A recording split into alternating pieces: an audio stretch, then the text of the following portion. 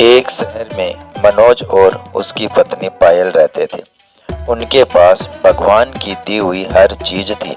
फिर भी मनोज और पायल दुखी थे क्योंकि उनके पास सब कुछ था लेकिन संतान नहीं थी। इस चिंता से वे परेशान रहते थे। इस तरह 14 साल बीत जाते हैं पर उनके घर में कोई संतान नहीं होती। मनोज अपनी पत्नी पायल को डॉक्टर के पास ले जाता है और महंगे अस्पतालों में उसका इलाज करवाता है लेकिन संतान की प्राप्ति नहीं होती। फिर मनोज काशी विश्वनाथ मंदिर में जाकर संतान की कामना करता है। मंदिर में माथा टेकता है और फिर 21 साल की शादी के बाद उसकी इच्छा पूरी होती है। भगवान की दया से पायल के एक पुत्र होता है। बच्चा अस्पताल में जन्म लेता है। बेटे की खबर सुनकर वह बहुत खुश होता है। जब नर्स बच्चे को साफ करके उनके पास लाती है तो दोनों पति पत्नी उत्सुकता से पूछते हैं कि हमारे बच्चे की हालत कैसी है, कोई समस्या तो नहीं है।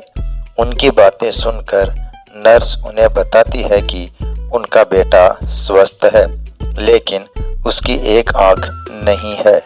यह सुनकर पायल चिंतित हो जाती है लेकिन नर्स उसे आश्वासन देती है कि घबराने की कोई बात नहीं है।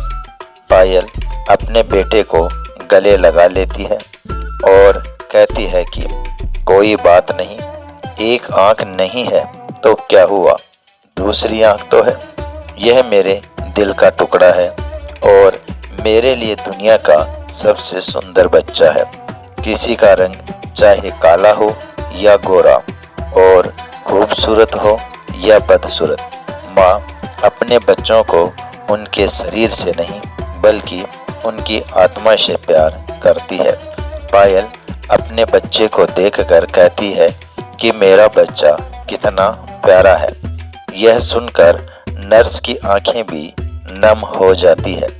नर्स सोचती है कि अगर भगवान को बच्चा देना ही था तो उसे दोनों आंखें क्यों नहीं दी। पायल ने कहा कोई बात नहीं, जैसा भी है आखिरकार वह मेरा बेटा है। लेकिन अगर उसकी दोनों आंखें होती तो और भी अच्छा होता। नर्स ने सुना और कहा कि अगर आप चाहती हैं कि आपके बेटे की दोनों आंखें हो तो यह संभव है। पायल ने पूछा कि यह कैसे संभव है तो नर्स ने बताया कि इसके लिए माता पिता में से किसी एक को अपनी एक आंख दान करनी होगी जिससे बच्चे की दोनों आंखें ठीक हो सकती है। मनोज नर्स की बातें सुनता है और कहता है कि कोई बात नहीं, हमारे बेटे की एक आंख तो बिल्कुल ठीक है ना, वह एक आंख से ही संसार को देख सकता है। हमारा बेटा जैसा भी है हमें पसंद है। मैं अपनी आंखें दान नहीं कर सकता क्योंकि मेरी कमाई से ही हमारा घर चलता है। अगर मेरी एक आंख नहीं रहेगी तो मैं अपने परिवार का पालन कैसे करूँगा। आखिर माँ माँ होती है। वह नर्स से बोली, अगर यह संभव है तो मैं अपनी एक आंख अपने बेटे को देना चाहती हूँ। मेरा क्या है, मुझे तो घर में ही रहना है लेकिन मेरे बेटे को अपना पूरा जीवन जीना है, इसलिए मैं अपनी एक आंख उसे देना चाहती हूँ। पायल के पति ने कहा कि इससे तुम कानी हो जाओगी तो वह माँ कहती है कि मुझे मंजूर है कि मैं कानी हो जाऊं लेकिन मैं अपने बेटे की दोनों आंखें देखना चाहती हूँ। मेरी एक आंख ले लो और मेरे बेटे को लगा दो। जब उसके दोनों आंखें होगी तो वह कितना सुंदर दिखेगा। मैं अपने बेटे को एक आंख दान करना चाहती हूँ। इस तरह माँ की बात मानकर डॉक्टर उस माँ की एक आंख निकालकर उसके बेटे को लगा देते हैं। इस प्रकार बेटे की दोनों आंखें ठीक हो जाती है और माँ एक आंख देने के बाद कानी हो जाती है। कुछ समय तक सभी अस्पताल में रहते हैं। जब माँ और बेटा स्वस्थ हो जाते हैं तो उन्हें अस्पताल से छुट्टी मिल जाती है। इस तरह मनोज अपनी पत्नी और बेटे को लेकर घर वापस आता है और दोनों पति पत्नी मिलकर बेटे की परवरिश करने लगते हैं। जब बेटा 5 साल का होता है तो मनोज की सड़क दुर्घटना में मृत्यु हो जाती है। जब उसकी पत्नी को अपने पति की मौत की खबर मिलती है तो वह बहुत रोती है और सोचती है कि उसका 5 साल का बच्चा है, घर में एक ही कमाने वाला था और अब वह भी नहीं रहा, तो वह अपने बच्चे की परवरिश कैसे करेगी। इसी सोच में डूबी वह बहुत रोती है और उसके रोने की आवाज़ सुनकर पड़ोसी आ जाते हैं और उस लाचार माँ को सांत्वना देते हैं। वे उसे धैर्य रखने को कहते हैं और उसके पति का अंतिम संस्कार करते हैं। इस तरह वह लाचार माँ अपने 5 साल के बच्चे के साथ जीवन यापन करने लगती है। घर में जो बचत थी वह सब पहले ही बच्चे के इलाज में खर्च हो चुकी थी। इसके बाद माँ अपने बेटे का पालन पोषण करने के लिए दूसरों के घरों में झाड़ू पोछा और बर्तन साफ करने का काम करती है। जब उसका बेटा 7 साल का होता है तो एक दिन वह उसे स्कूल में ले जाती है और प्रधानाचार्य से अपने बेटे को दाखिला कराने की बात कहती है। उस स्कूल में अमीरों के बच्चे पढ़ा करते थे। स्कूल का प्रधानाचार्य उसको फटे हुए कपड़ों में देखता है तो सोचता है कि वह स्कूल की फीस और किताबों का खर्च कैसे उठा पाएगी। इसलिए प्रधानाचार्य माँ को समझाते हुए कहता है कि उसे अपने बच्चे का एडमिशन सरकारी स्कूल में करा देना चाहिए, लेकिन माँ उन्हें आश्वासन देती है कि वह समय पर फीस जमा कर देगी, क्योंकि वह चाहती है कि उसका बेटा पढ़ लिख कर एक काबिल डॉक्टर बने। प्रधानाचार्य उस महिला की बातें सुनते हैं तो वे उसकी बातों से काफ़ी प्रेरित होते हैं और उस बच्चे की माँ से कहते हैं, ठीक है बहन जी, अगर आप इतना कह रही है तो हम आपके बच्चे का अपने स्कूल में एडमिशन कर देते हैं। इस तरह उस बच्चे का एडमिशन स्कूल में हो जाता है और वह बच्चा स्कूल जाने लगता है। पहले तो पायल 4 घरों में काम करके अपना गुजारा कर लेती थी, लेकिन अब अपने बेटे के स्कूल में एडमिशन के बाद उसकी पढ़ाई के लिए वह 10 घरों में काम करने लगी। पायल दूसरों के घरों में काम करके अपने बेटे को पढ़ाने लगती है। जब बच्चा 5वीं कक्षा में पहुंचता है और उसकी उम्र 11 साल हो जाती है तो एक दिन स्कूल के एक अन्य बच्चे ने उसे चिढ़ाने लगते हैं और मजाक में कहते हैं, देखो देखो कानी माँ का बेटा आ गया। जब वह लड़का अपने साथियों की यह बातें सुनता है तो गुस्से से भर जाता है और उसे काफ़ी बुरा महसूस होता है। स्कूल की छुट्टी के समय उसकी माँ उसे लेने आती है तो वह लड़का अपनी माँ से कहता है, माँ कल से तुम मुझे स्कूल छोड़ने या लेने मत आना।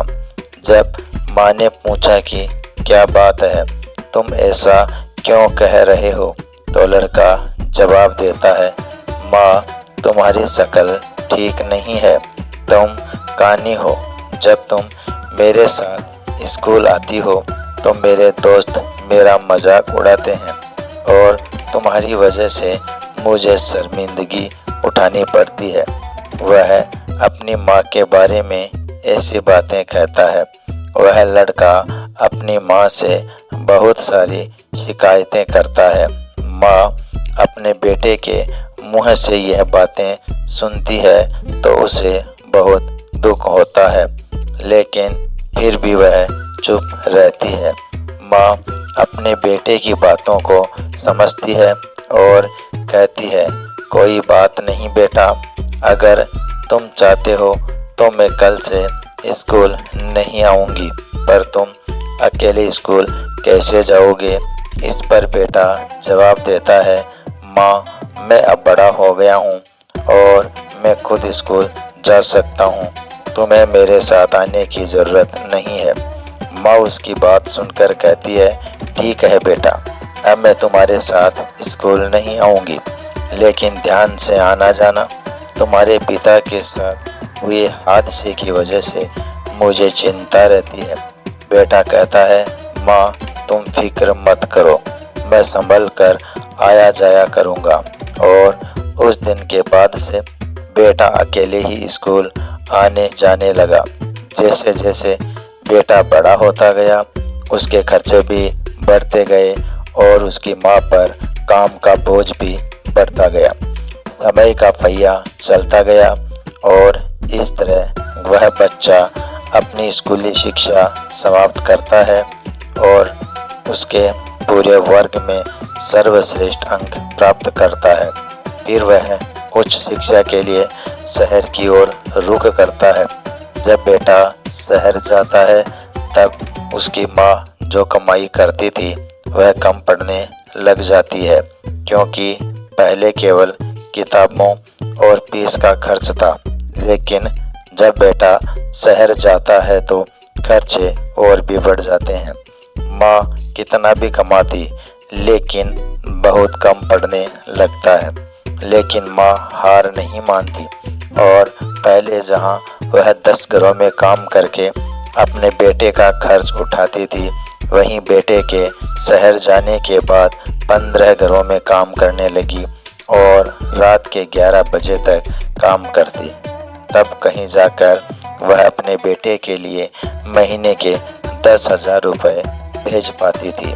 वह इसलिए इतनी मेहनत करती थी कि एक दिन जब उसका बेटा पढ़ लिख कर डॉक्टर बनेगा तो उसे सुख मिलेगा और एक न एक दिन उसे भी आराम मिलेगा। इस प्रकार मेहनत करते करते वह समय से पहले ही बूढ़ी हो जाती है और धूप में उसका गोरा रंग काला पड़ जाता है, लेकिन वह अपने बेटे के लिए किसी भी मुसीबत को आने नहीं देती। जब कुछ और दिन बीत जाते हैं तो पायल को एक दिन एक खत मिलता है। खत में लिखा होता है कि माँ मैं एक डॉक्टर बन गया और अब तुम्हें मेरे लिए पैसे भेजने की ज़रूरत नहीं है। जब माँ को यह खत मिलता है कि उसका बेटा डॉक्टर बन गया तो वह बहुत खुश होती है, लेकिन बेटा अभी तक माँ से मिलने नहीं आया। माँ अपने बेटे के गांव आने का इंतज़ार करने लगती है और सोचती है कि उसके बेटे को शहर गए हुए काफ़ी समय हो गया और डॉक्टर बन चुका है, तो निश्चित ही वह मेरे से मिलने गांव आएगा। वह हर रोज़ उम्मीद करती है कि आज मेरा बेटा आएगा। जब भी कोई वाहन घर के सामने से गुजरता तो माँ तुरंत घर से बाहर आती, शायद उसका बेटा आया है।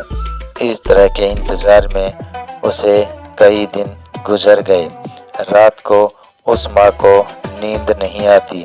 वह सोचती कि क्या मजबूरी होगी जो मेरा बेटा मुझे लेने नहीं आया, वो मुझे अपने साथ ले जाएगा। अब वे दिन नहीं रहे जब मैं दूसरों के घरों में बर्तन मांजती थी और झाड़ू पोछा करती थी। अब मैं आराम से बैठकर अपने बेटे की कमाई खाऊंगी। अब मेरे बेटे के घर में नौकर चाकर भी होंगे, गाड़ी बंगला भी होगा। मेरे दुख के दिन बीत चुके हैं। इसी तरह वह माँ सारा दिन सपने देखती रहती थी। पायल को अपने बेटे का इंतजार करते हुए 1 साल बीत जाता है, लेकिन बेटा 1 साल में एक दिन भी माँ के पास नहीं आया। फिर एक दिन माँ के पास बेटे का एक और पत्र आता है और उस पत्र में लिखा होता है कि माँ, मेरी शादी हो गई है और तुम्हें पता है जिस लड़की से मेरा विवाह हुआ है वह एक बहुत ही अमीर घर की बेटी है और बहुत खूबसूरत है। जब पायल उस पत्र में लिखे शब्दों को पढ़ती है तो उसकी आंखों से आंसुओं की धार बह निकलती है। उसे बहुत दुख होता है क्योंकि वह सोच रही थी कि अब बेटा डॉक्टर बन गया है तो उसके लिए अनेक विवाह के प्रस्ताव आएंगे। मैं अपनी पसंद की लड़की से अपने बेटे का विवाह करवाऊंगी। परंतु उस पत्र को पढ़कर उसके सारे सपने चकनाचूर हो जाते हैं। वह सोचती है कि भगवान, मैंने कौन से पाप किए थे जो मुझे इतनी बड़ी सजा मिल रही है। हर माता पिता का सपना होता है कि वे अपने बेटे को दूल्हा बनाए, उसे सजाए और अपने हाथों से उसकी शादी करें। पर मेरे पुत्र ने तो मुझे अपनी शादी में शामिल होने तक नहीं दिया। उसने मुझे सूचित तक नहीं किया और विवाह कर लिया। क्या मैंने इसी दिन को देखने के लिए अपने पुत्र को पाल पोस कर बड़ा किया था? इसके लिए मैंने इतनी कठिनाई सही थी। वह रात भर सोचती रही और आंसू बहाती रही। फिर भी उसने अपने बेटे को दुआएं दी। रोते रोते वह सो गई, लेकिन उसके मुंह से अपने बेटे के लिए सिर्फ आशीर्वाद ही निकला। उसने कहा, कोई बात नहीं बेटा, तुमने बिना बताए शादी कर ली, लेकिन मेरा आशीर्वाद हमेशा तुम्हारे साथ है। माँ सोचने लगी कि अब जब उसका बेटा शादीशुदा है और उसकी बहू भी आ गई है तो शायद वे दोनों मिलकर उससे मिलने आएंगे। वह अपनी बहू को देखने और उसे आशीर्वाद देने की कल्पना करती रही। इस उम्मीद में वह माँ अपने बेटे और बहू का इंतजार करती रही और इस तरह 1 साल और बीत गया। लेकिन है न तो बेटा आया और न ही बहू। फिर कुछ दिनों बाद माँ को एक पत्र और मिला जिसमें लिखा था कि अब वह दादी बन गई है। उनके घर एक बेटा आया है। यह खबर सुनकर माँ का धैर्य और सहन शक्ति जवाब दे गई। एक माँ जिसका बेटा डॉक्टर बन गया, शादी कर ली, बेटा हो गया और उसे खबर तक न हुई, उसके दिल पर क्या गुजरी होगी जिस माँ ने अपने पुत्र के जीवन को संवारने में अपना सब कुछ न्यौछावर कर दिया। अब मैं अपने पोते को देखूंगी, उसे अपने गोद में खिलाऊंगी, उसके लिए झूला लाऊंगी। अब मेरा बेटा, मेरी बहू और पोता जरूर मेरे पास आ जाएंगे।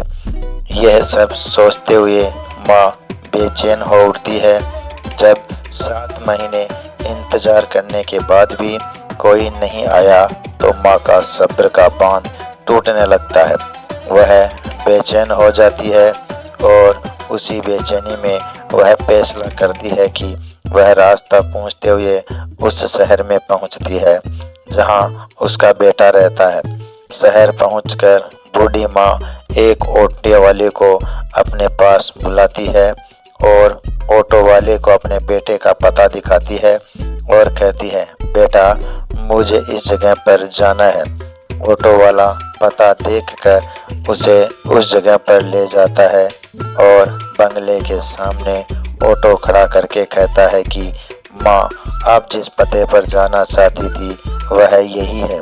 यह सामने वाला बंगला ही है जहाँ डॉक्टर साहब रहते हैं।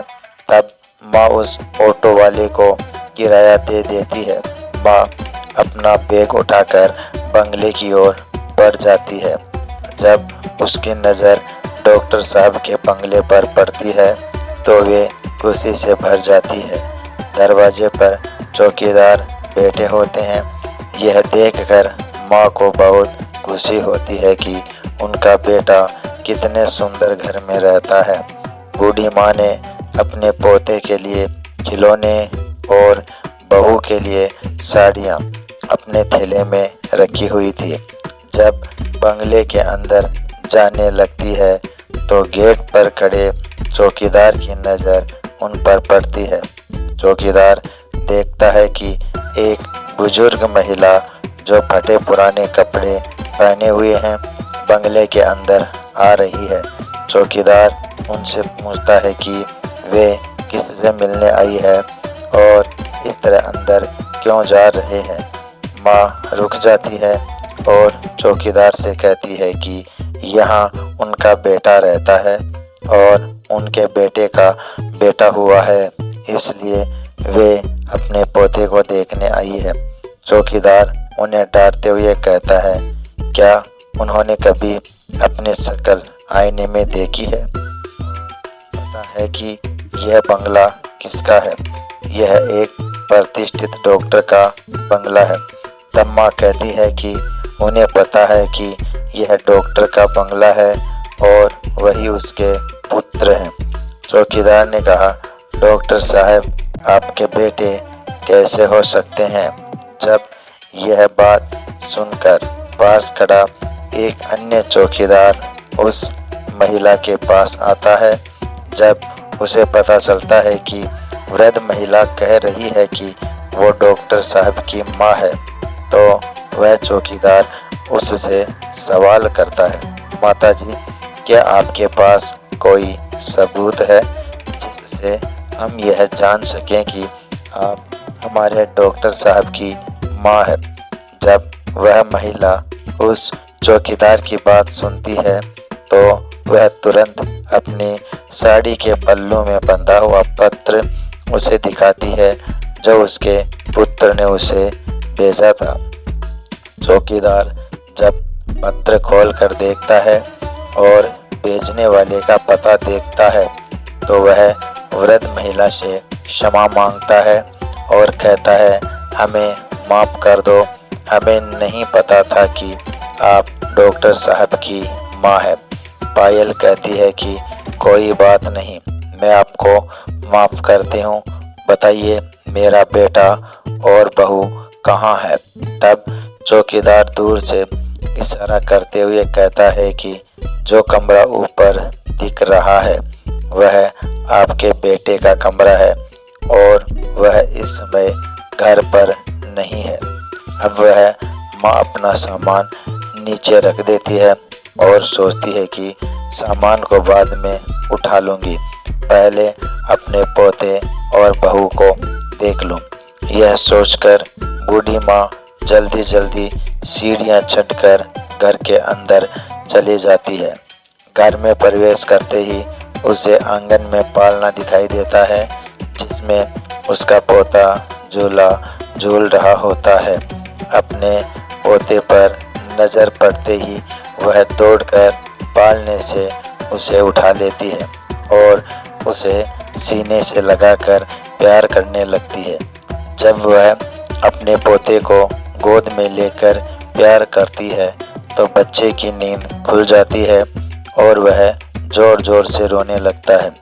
बच्चे के रोने की आवाज़ सुनकर जब बहू रसोई से बाहर आती है और सोचती है कि मेरे बच्चे को क्या हो गया, इतना क्यों रो रहा है, और जब वह आंगन में आकर देखती है कि उसका बच्चा एक भिखारी जैसा दिखने वाली बुढ़िया के हाथों में है तो वह चिल्लाने लगती है। अपने पति को पुकारती है, सुनो जी, एक काली और गरीब महिला हमारे बच्चे को उठा के ले जाने की कोशिश कर रही है।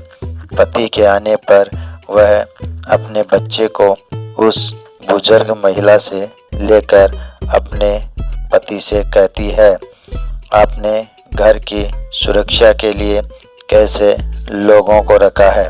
कोई भी अंदर आ जाता है। देखो, यह भिखारन बुढ़िया हमारे बच्चे को ले जाने के लिए आ गई।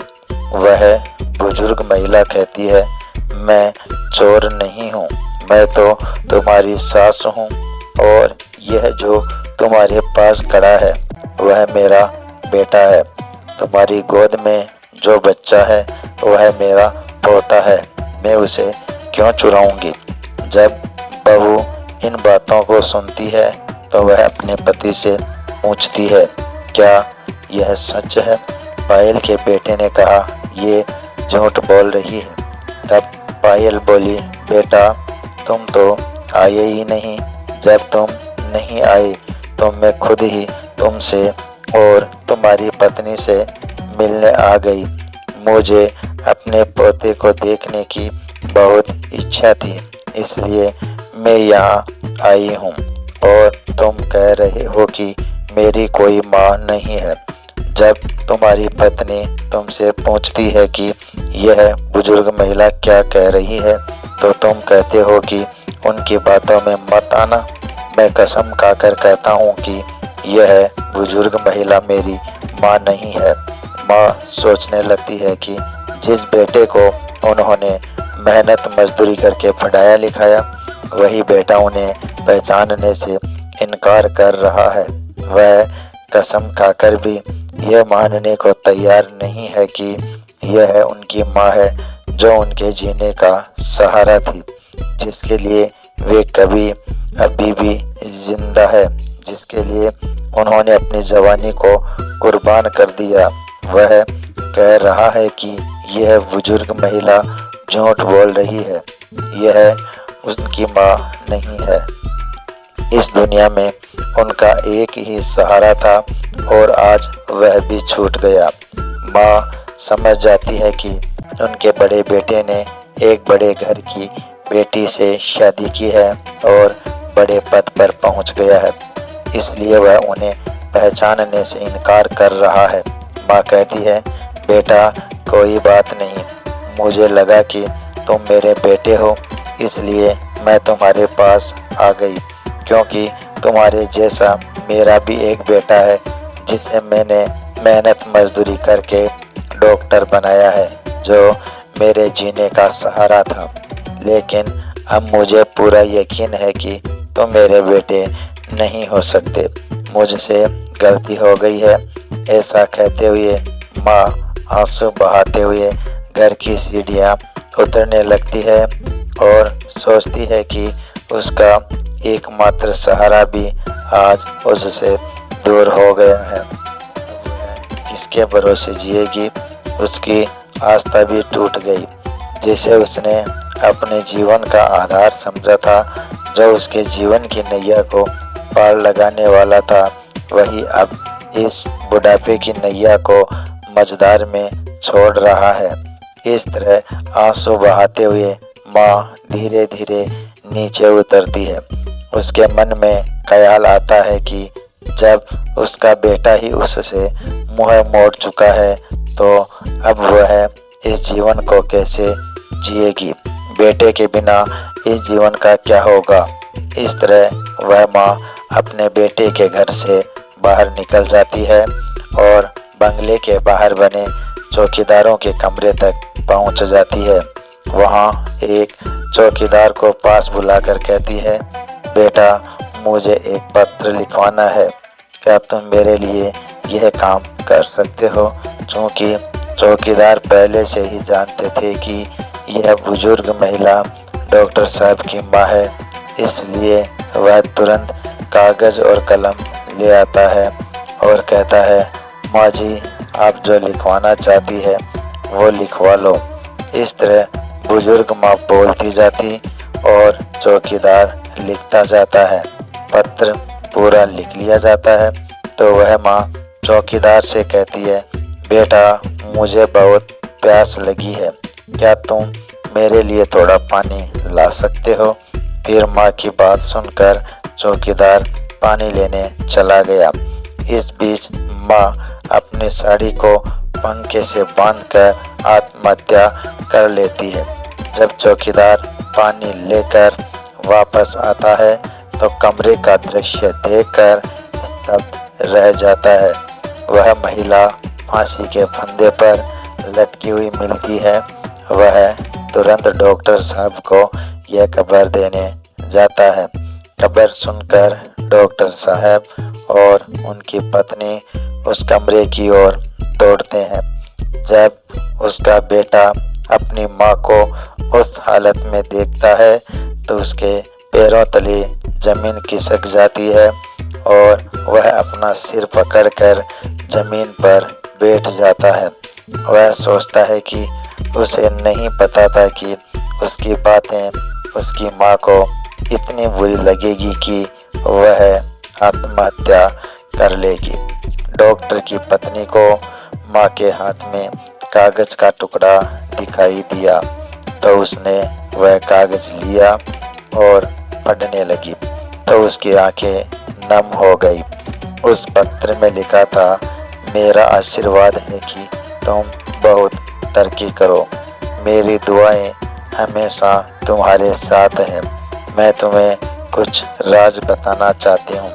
बेटा, मैं अच्छी नहीं दिखती, उसके पीछे भी तुम ही हो।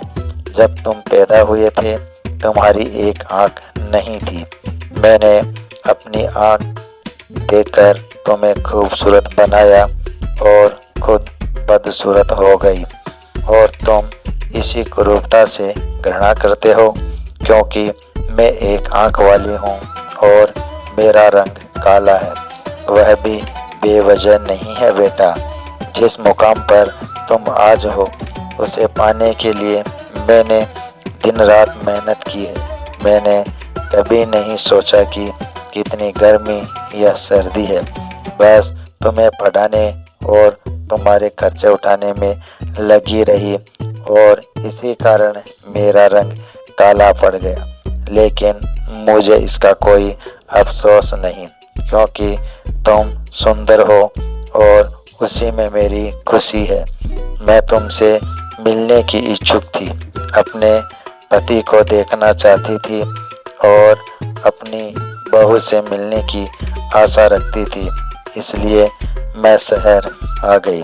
तुमने कभी गांव आकर मेरा हाल चाल नहीं पूछा, पर जब मैं खुद तुमसे मिलने आई तो तुमने मुझे पहचानने से इनकार कर दिया। इससे मुझे ऐसा लगा कि अब इस दुनिया में मेरा कोई नहीं है, मेरे जीने का कोई मकसद नहीं रहा। जब कोई अपना नहीं बचा तो जीवन का क्या अर्थ है बेटा। जाते जाते मैं भगवान से यही प्रार्थना करती हूँ कि तुम हमेशा खुश रहो, तुम्हारी संतान खुश रहे। जब उस बेटे की पत्नी यह पत्र पढ़कर अपने पति को सुनाती है तो उस बेटे का सिर शर्म से झुक जाता है।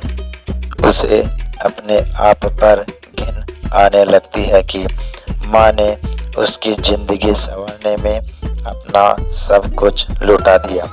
उसी माँ को आज जब वह दरवाजे पर आई तो मैंने उसे एक गिलास पानी तक नहीं पहुँचा। इस तरह बेटा अपनी गलती का एहसास करते हुए उस मरी हुई माँ से माफ़ी मांगता है, लेकिन अब क्या किया जा सकता था। माँ उससे इतनी दूर चली गई जहाँ से कोई वापस नहीं आता। अब डॉक्टर के पास सिर्फ पछतावा ही बचा था। यह दुनिया भी कैसी है, ना कुछ लोगों के जीवन में माँ नहीं होती। वे अपनी पूरी जिंदगी माँ के लिए तरसते हैं और जिनके पास होती है वे उसकी कद्र नहीं करते। पत्नी और बच्चे तो फिर मिल सकते हैं लेकिन माँ तो दोबारा नहीं मिलती। एक संतान ही माता पिता के जीने का सहारा होती है, बुढ़ापे की लाठी होती है, लेकिन जब एक बेटा अपने धन और पद के नशे में माता पिता को पहचानने से इनकार कर देता है, उन्हें भूल जाता है या घमंड में आकर उनका अपमान कर देता है, तो यही बेटे माता पिता को सबसे बड़ा दुख पहुंचाते हैं। अगर आपके माता पिता है तो उनका आदर करना चाहिए, क्योंकि एक मनुष्य की सफलता में उनका योगदान होता है। कुछ बच्चे यह पूछते हैं कि माँ ने हमारे लिए क्या किया है। अरे मूर्ख बच्चों, जो कुछ भी किया है वह माता पिता ने ही किया है। उन्होंने तुम्हें जन्म दिया, तुम्हें पढ़ाया लिखाया, तुम्हारी परवरिश में कष्ट सहे। माता पिता को भुला देने पर तुम खुद को भी भूल बैठे हो। बच्चे अक्सर यह भूल जाते हैं कि माँ बाप के अलावा दुनिया में कोई और उनकी भलाई नहीं चाहता। माता पिता मरने के बाद भी तुम्हारा भला ही चाहेंगे। ऐसा हितैषी तुम्हें कहीं और नहीं मिलेगा, और वे सभी जो तुम्हारे होने का दावा करते हैं वे सिर्फ एक सीमित समय और अपने मतलब तक ही सीमित है। तुम्हारा भला चाहते हैं, लेकिन माता पिता बिना किसी स्वार्थ के जीवन भर तुम्हारी भलाई चाहते हैं। दोस्तों, वीडियो पसंद आया हो तो लाइक और शेयर जरूर कर देना।